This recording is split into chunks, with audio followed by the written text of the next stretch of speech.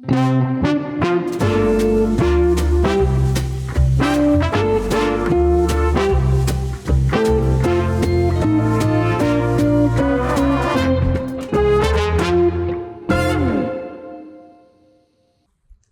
lo ngantuk banget kayaknya?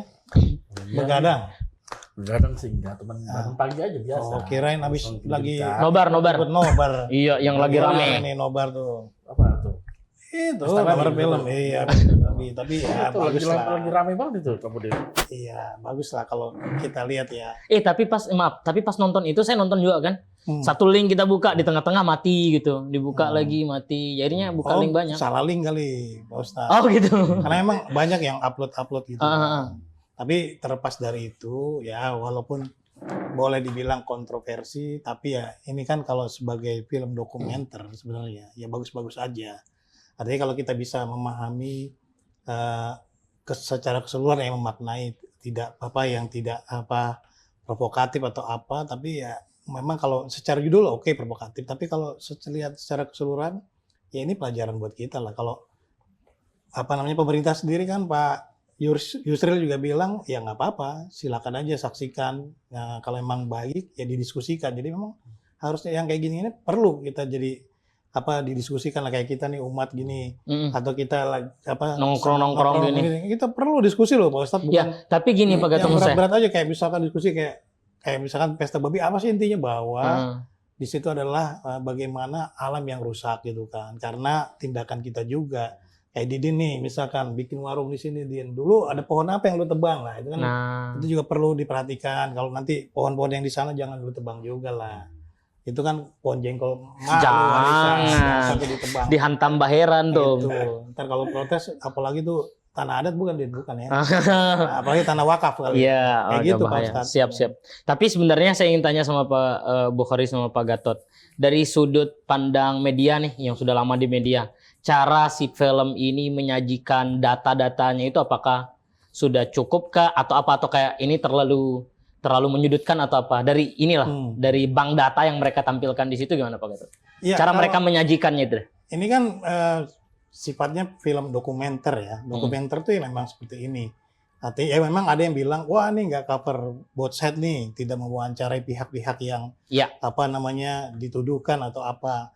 Ya inilah film dokumenter dengan seperti ini bercerita. Jadi artinya memang yang ditampilkan adalah fakta-fakta yang ditemukan di lapangan gitu.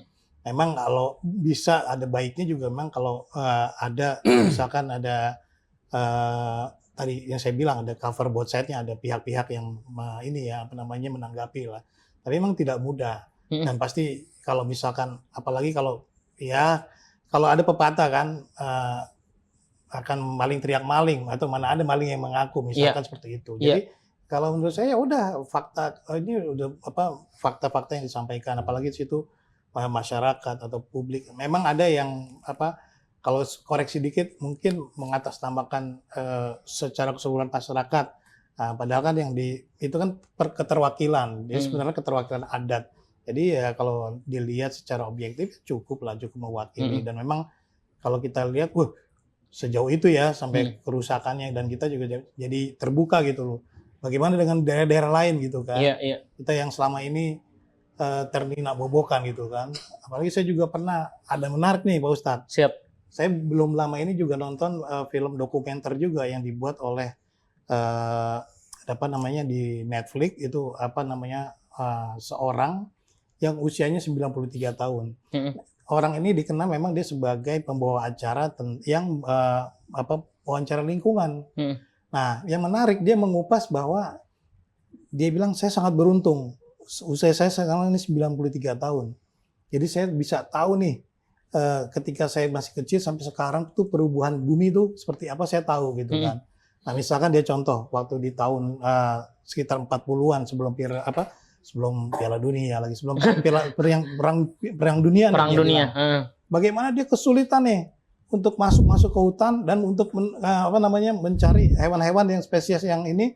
Tapi dia ketika dia menjelaskan ke masyarakat tuh dia dengan mudah bahwa nih ada hewan ini. Nah, tapi makin kesini pembangunan tuh semakin sulit dibendung. Dan dia menariknya di film itu juga diulas tuh bahwa dalam 10 tahun berapa sih kurang degradasi hutan dunia itu berapa. Jadi ketika dia misalkan di tahun 40-an itu dia forest di dunia itu kondisinya masih 65% masih bagus itu loh. Tapi dalam 10 tahun, setiap 10 tahun itu pengurangan itu 10% sampai sekarang. Nah, makanya kayak paru-paru dunia kan yang sekarang tuh hutan tropis terutama karena ya termasuk di Indonesia juga hutan tropis. Jadi di Brazil, di Afrika, kemudian juga di beberapa wilayah Asia dan termasuk di Indonesia ini yang hutan yang harus dijaga. Makanya ketika kita bicara alam dan ini juga harus menjadi perhatian. Oke, menarik Pak. Kenapa tadi saya ingin tanyakan di situ? Karena tadi betul ada anggapan ketika film ini muncul ini berat sebelah dan lain sebagainya. Tapi tertarik saya dengan pendapatnya Pak Desido Tojo yang mengatakan bahwa ini karya seni berbentuk film dokumenter. Kalau mau dilawan jangan dengan cara dibungkam, tetapi buat lagi karya seni yang serupa, yang bisa untuk menggambarkan hal yang sama. Ya tadi maksud karena apa ya? Karena kita pernah bahas juga tentang bagaimana pengelolaan berita zaman Rasul seperti apa dan lain sebagainya. Fenomena yang terjadi sekarang adalah bagaimana, apalagi di muqaddimah lagi saya bilang, di pembukaan film itu kalau Pak Gatot perhatikan, dia melontarkan sebuah statement argumen yang berbunyi apa?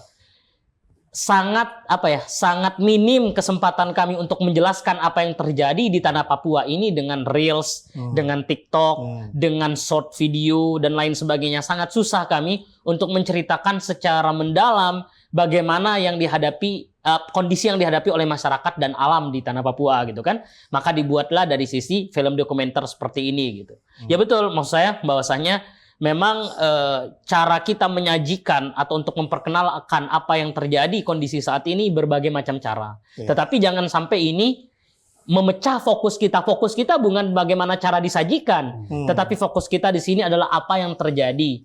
Bagaimana kondisi alam pada saat ini. Kita tidak hanya berbicara tentang bagaimana pemerintah dan lain sebagainya, tapi bagaimana manusia memposisikan dirinya antara dia dengan alam. Betul. Karena saya ingin mengutip di pembahasannya kita yang di awal ini, saya ingin mengutip satu firman Allah yang dijadikan dalil oleh banyak orang untuk mengeksploitasi alam. Bahwa Allah Subhanahu wa taala menciptakan manusia sebagai khalifah di muka bumi. Itu di dalam surah Al-Baqarah. Khalifah di sini bukan menjadi pemimpin. Khalifah di sini bukan menjadi penguasa, tetapi khalifah di sini artinya menjaga dan mengawal. Itu khalifah. Kita menjaga alam semesta ini dititipkan oleh Allah Subhanahu wa taala untuk kita jaga. Kayak gini deh contoh Mas Din. Pak Gatot nitip tas yang berisi 10 juta di dalam tas Pak Mas Din. Antum itu dititipkan amanah untuk menjaga, bukan untuk menguasai 10 juta itu. Akhirnya beli ini, beli salah. Pak Gatot pulang, uangnya udah dipakai, selesai Mas Din. Dibuat pesta Mas Din di situ. Habis urusan kan? Karena itu masalahnya. Orang itu sering menganggap dia menjadi khalifah penguasa, tetapi tidak. Khalifah itu menjaga. Nanti kita bahas lebih dalam lagi. Ya, menarik. Ya, Pak Ustadz. Ya. Ini sangat menarik juga sih sebenarnya bahasan ini. Tadi Pak Ustadz mengatakan bahwa khalifah itu tidak hanya pengertiannya dalam seorang pemimpin, tapi adalah khalifah itu menjaga alam, bahkan melayani. Dan melayani. Nah, bagaimana? Selama ini kan ya katakanlah di Indonesia pemerintah kita kan mengolah lahan untuk kesejahteraan rakyatnya. Nah, tapi terkadang over juga cara mengolahnya, akhirnya banyak merusak hutan-hutan atau tambang-tambang yang lainnya. Nah, secara Islam eloknya seperti apa untuk menjaga stabilitas kehutanan kita itu sendiri secara Islam? Siap. Saya selalu deg-degan kalau Pak Bukhari yang nanya, Pak Gatot jujur. Jujur, karena agak-agak ini nih. Baik Pak Bukhari, seperti apa ya? Oke, saya mulai dari bahwa kita capture dulu bahwa manusia itu sebagai khalifah, yakni penjaga dan pelayan di alam semesta ini. Dan bukan penguasa. Dan memang kita manusia diperintahkan oleh Allah Subhanahu wa taala untuk memanfaatkan apa yang di alam. Yang halal silakan dimakan, yang haram ya ditinggalkan, tetapi dengan etika, dengan cara, dengan bagaimana juga kita memperhatikan bagaimana kepedulian kita sama. Karena gini deh, saya ingin urutkan satu-satu bagaimana Rasulullah SAW. Rasulullah itu sangat peduli dengan alam semesta. Bahkan dalam beberapa metafora yang dilakukan oleh Rasulullah Shallallahu Alaihi Wasallam, saya katakan metafora ya, bahwa Rasulullah Shallallahu Alaihi Wasallam tidak jarang menganggap bahwa baik itu gunung maupun benda mati dan benda hidup itu mereka itu memiliki nyawa dan memiliki perasaan. Contoh, ketika Rasul dan Sayyidina Abu Bakar naik ke atas Gunung Uhud, ketika mau turun dari Gunung Uhud itu bergetar. Sampai Rasulullah Shallallahu Alaihi Wasallam menghentakkan tongkatnya 3 kali. Ya Uhud, wahai Uhud, inni uhibbuk. Bahwa Uhud mengatakan bahwa kamu adalah gunung yang paling aku sukai, katanya. Kata Rasulullah Shallallahu Alaihi Wasallam. Jadi jangan bergetar gitu. Jangan khawatir. Saya meninggalkanmu bukan ingin menjauhkanmu, tidak. Tetapi saya juga mencintai kamu. Dan gunung Uhud ini adalah gunung yang paling kucintai, kata Rasulullah Shallallahu Alaihi Wasallam. Ini kan sebenarnya sebuah hadis yang ditunjukkan dalam konteks pada saat itu Gunung Uhud tidak ingin Rasul meninggalkan dia. Tetapi dalam konteks lebih jauh bahwa Rasul ingin mengatakan kepada kita bahwa gunung pun aku cintai sebagai Rasulullah Shallallahu Alaihi Wasallam. Bagaimana kita harus menjaga gunung ini? Bagaimana kita harus bersikap dengan gunung ini? Contoh nabi lain seperti nabi yang bisa berbicara dengan binatang. Nabi apa, Mas Din? Kuis lagi nih, karena dan antum tidak fokus dari tadi, ini kuis lagi. Nabi yang bisa berbicara dengan binatang, Nabi apa? Nabi Yunus. Nantilah kita bahas tetot dulu ya. Minas ini. Ketika beliau pulang dari perang dengan dengan pasukannya, kemudian ada semut. Yeah. Beliau bisa mendengar suara semut. Bagaimana bahasa semut, Mas Din? Guru Mas Din, Sadudu itu. Iya. Jadi bisa, ini bukan itu ya, bukan bahasa semut yang seperti yang ada viral ya. Memang bisa mendengar suara semut. Bahwa takut nanti cepat kita berlalu, nanti pasukan Nabi ini akan menginjak kita dan lain sebagainya. Sebenarnya di percakapan singkat itu ingin mengajarkan kepada kita bahwa binatang pun membutuhkan ketenangan hidupnya. Iya, itu adalah fasilitas yang dibangun untuk kita bisa melewati jalan di situ. Fasilitas yang dibangun untuk kenikmatan manusia juga. Tapi jangan sampai kita mengganggu habitat binatangnya. Jangan sampai kita mengganggu makhluk hidup yang sudah ada di sana. Jangan sampai juga kita mengganggu ekosistem yang sudah terbangun gitu. Makanya memanfaatkan alam dianjurkan di dalam Islam. Tetapi tidak berlebihan sampai kita mengganggu ekosistem yang ada.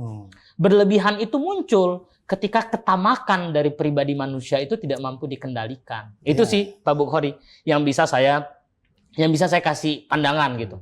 Bahwa Islam sangat menganjurkan kita untuk memanfaatkan alam semesta, tapi Islam tidak memperbolehkan kita untuk mengeksploitasi sampai menghancurkan alam dan mengganggu ekosistem yang sudah ada. Banyak lagi kisah-kisah lain yang bercerita tentang bagaimana Rasul, para sahabat sangat peduli dengan alam semesta itu. Kayak gitu deh. Saya ambil satu contoh lagi gitu ya.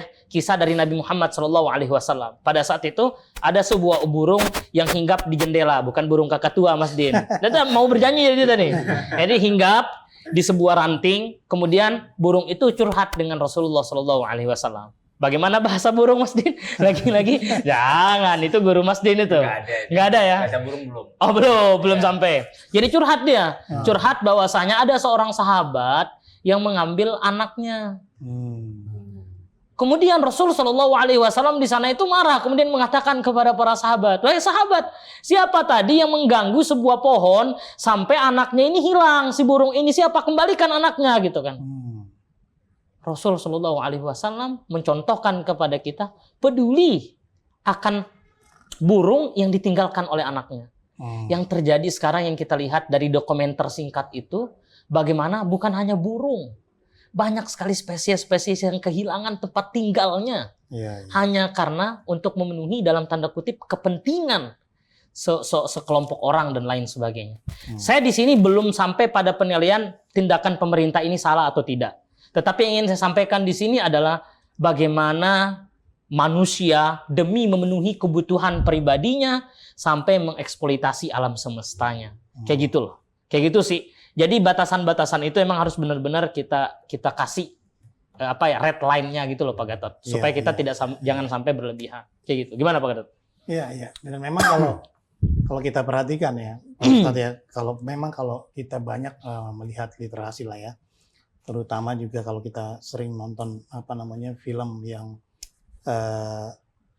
alam, tentang alam, bahwa sebenarnya kuncinya adalah keseimbangan. Iya. Bahwa kenapa dunia ini bisa seperti ini, karena memang ada keseimbangan antara kehidupan di laut, di darat, dan di udara. Jadi semua bisa harmoni, saling menyokong, sehingga iklim yang diciptakan itu ya memang bagus. Nah, ini sangat sulit kita bayangkan kalau saja ada salah satu ekosistem yang rusak, yang akhirnya ini menjadi tidak seimbang. Karena banyak di belahan bumi yang difilmkan juga bagaimana sekarang ruang kutub itu semakin berkurang jumlahnya, karena memang es mulai mencair. Ketika es dia mencair, dia wilayah jajahan dia juga semakin terbatas. Bahkan dia harus berenang berapa kilometer untuk mencapai daratan ketika dia berburu gitu kan. Ini sebenarnya tanda-tanda yang harus bisa dibaca oleh kita sebagai umat manusia. Sebenarnya ya siapa yang harus kita perhatikan, bahwa ya tadi kalau kita sebagai khalifah harus kita menjaga ini kan. Dan ini juga untuk anak cucu kita sebenarnya. Atau di cucu lu gimana nanti? Itulah yang mungkin yang bisa saya bawa keseimbangan sangat penting. Ustaz, melihat fenomena saat ini itu kan banyak hutan dibabat, Ustaz. Nah, bahkan hutan adat juga dibabat oleh pemerintah gitu kan. Bahkan pemerintah sendiri memfitnah rakyatnya gitu. Keras, Mas Din, keras. Oke, terus. Itu jangan di-cut, polong. Itu jangan di-cut. Bukan pemerintah Indonesia. Bukan pemerintah Indonesia. Bukan Indonesia kan? Oh, ya. Nah, yang katanya salam Pancasilanya mana? Salam Asik. Salam Indonesia. Terus. Nah, tadi itu kan bahkan dia memfitnah rakyatnya, yang mengatakan bahwa rakyatnya ini membolehkan membabat hutan, tapi nyatanya tuh tidak ada gitu. Bahkan dia bilang ini rakyat 80% membolehkan membabat hutan biar mereka pergi dari situ atau mengungsi tempat lain. Nah, itu dalam Islam tuh bagaimana? Baik, terima kasih Mas Din untuk pertanyaannya. Kalau kita bahas tadi sebenarnya sebelum jauh kita bahas bagaimana dalam Islam. Tetapi di dalam Islam juga selalu ditekankan. Saya selalu nyampaikan ini kalau bahas tentang alam, Pak. Fas'alu ahla dzikri in kuntum la ta'lamun. Kita tanya ahlinya ketika memang kita tidak paham dan tidak mengerti. Menurut saya, Indonesia atau bahkan dalam tanda kutip orang yang berkuasa tidak kekurangan manusia, tidak kekurangan para ahli di Indonesia ini yang bisa berbicara tentang alam. Artinya, apa yang dilakukan apa yang terjadi sekarang di tanah Papua misalkan yang kita lihat sebagai contoh ya, karena kita bahas tentang dokumenter Pesta Babi itu, apa yang terjadi sekarang di sana itu, coba mari kita tengok dari segi bagaimana pendapat para ahli-ahli lingkungan melihat kondisi ini. Kalau para ahli lingkungan sudah memberi warning misalkan, atau sudah berkomentar bahwa ini tidak baik dan tidak benar dan lain sebagainya, berdasarkan studi mereka, berdasarkan keilmuan mereka, maka apa yang harus kita lakukan? Apa harus yang kita beri komentar lagi? Karena sudut pandang agama di sini mungkin bisa menjadi salah satu warna untuk bisa menyadarkan bahwa kesalahan mereka ini kurang tepat atau yang mereka lakukan ini kurang benar. Tetapi akan lebih kuat lagi apabila ahli lingkungan, ahli alam ini berbicara tentang ini berdasarkan ilmu pengetahuan mereka supaya kita sadar gitu. Maka adalah istilah sebelum kita membangun ada AMDAL, kan gitu Pak ya? Ada istilah-istilah gitu kan, AMDAL dan lain sebagainya. Itu penting menjadi barometer apakah ini terkait yang disampaikan oleh Pak Gatot bisa seimbang atau tidak. Yang kita ambil dengan yang kita rusak itu apakah benar-benar seimbang atau tidak. Karena lagi-lagi saya belum bisa berkomentar banyak tentang hal ini karena kita memang kekurangan ilmu dalam hal ini. Tetapi kalau kita lihat dari dokumenter itu memang banyak yang terzolimi Pak. Jadi ternyata setelah saya dalami, pesta babi itu bukan berarti mereka itu melakukan pesta yang ada di bayangan kita. Kalau kita di Jakarta berpikir pesta happy-happy kan tidak. Ternyata pesta ini adalah ritual adat mereka. Bahkan diceritakan di situ bahwa mereka itu melepas beberapa babi-babi yang bahkan mereka katakan ini sudah pilihan dari Tuhan katanya kan. Babi-babi pilihan dilepas di hutan tersebut. Nanti setelah beberapa waktu setelahnya, inilah yang nanti diburu. Bahkan katanya suku sebelah tidak boleh menangkap babi ini. Karena babi ini sudah ditandai.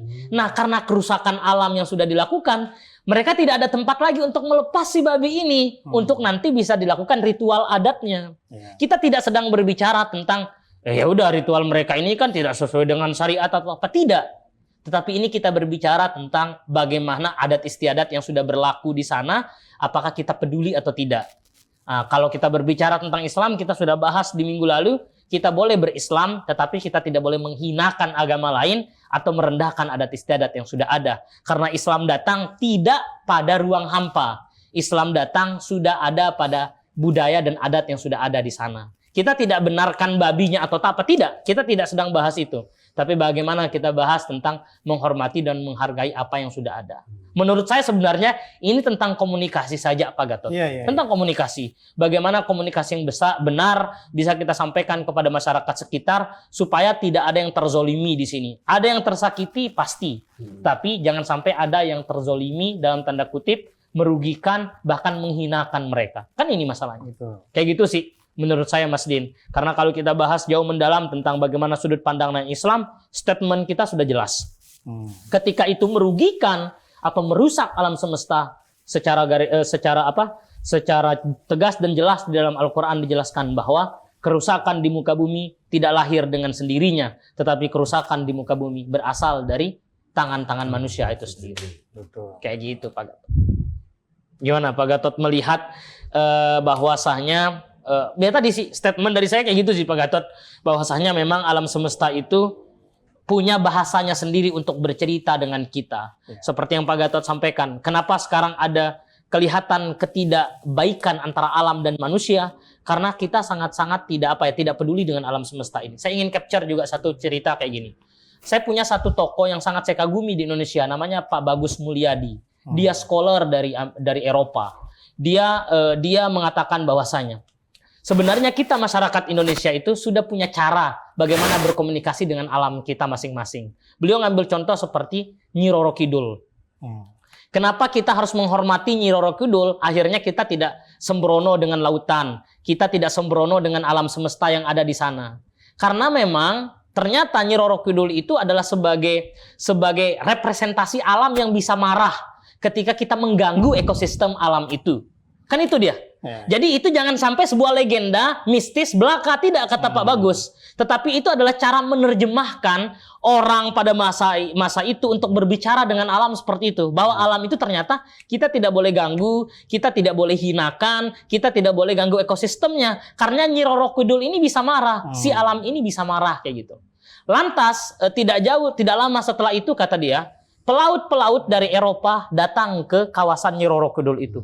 Dan ditemukanlah sebuah fakta bahwasanya memang ada aktivitas alam yang ada di bawah lautan itu yang apabila terganggu maka ini bisa rusak semua. Itulah yang dinamakan dengan vulkanik atau apa dan lain sebagainya. Saya kurang mengerti bahasanya Pak Bagus, tetapi ingin saya sampaikan di sini bahwa Indonesia sendiri sudah punya cara sendiri untuk berkomunikasi dengan alam. Mungkin masyarakat di Papua seperti itu, mereka berkomunikasi dengan alam dengan adanya pesta itu dan lain sebagainya. Jadi kalau memang alamnya sudah marah, maka bukan hanya masyarakat Papua yang akan rugi. Mungkin kita masyarakat Indonesia rugi. Atau bahkan seluruh dunia akan rugi. Kita tidak pernah tahu itu. Kayak gitu sih statement yang bisa saya sampaikan di sini, bahwasanya Islam sendiri secara tegas dan jelas menyampaikan bahwa menjaga alam itu bagian daripada tugasnya khalifah.